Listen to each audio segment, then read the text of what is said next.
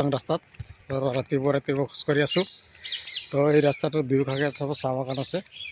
ৰাস্তাটো বহুত বিজি, একদম কলাগাৰ পৰা একদম মোৰ কলাইগাঁও হৈ ভুটীয়াচাং টংলা এইটো ৰাস্তাৰে গৈ থাকিলে পাব। তো এই ৰাস্তাটোত ৰাতিপুৱা চাব বহুত মানুহ খোজকাঢ়ে।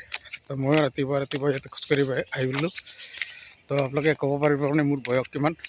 মই যদি 55 বছৰ বয়সত ব্লগ ভিডিঅ' বনাব পাৰোঁ, আপোনালোকে কিয় নোৱাৰিব। এইটো ৰাস্তাটো চাওক কিমান বিজি,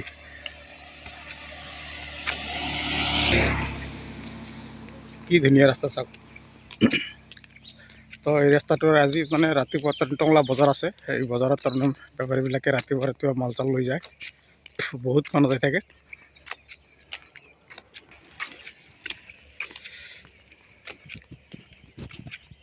কি ধুনীয়া এটা পৰিৱেশ চাওক, এইফালে সূৰ্য ওলাইছে।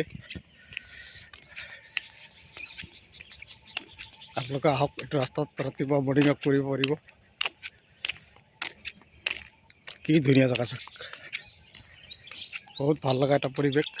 তো আপোনালোকে আহি খোজকাঢ়িব, ইয়াত বহুত মানুহ খোজকাঢ়ে, ময়ো খোজকাঢ়িবলৈ আহিছোঁ। খোজকঢ়াৰ স্বাস্থ্যৰ পক্ষে ভাল। ৰাতিপুৱা যিবিলাক মানুহৰ ধৰক 50 বছৰ বা 40 বছৰ পাৰ হৈ গৈছে, তেওঁলোকে ৰাতিপুৱা খোজকাঢ়িব লাগে। খোজকাঢ়িলে স্বাস্থ্যটো ভাল থাকে।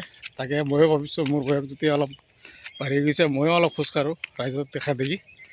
তো সকলোকে ধন্যবাদ। আজি ব্লগ ভিডিঅ' ইয়াতে শেষ কৰিলোঁ।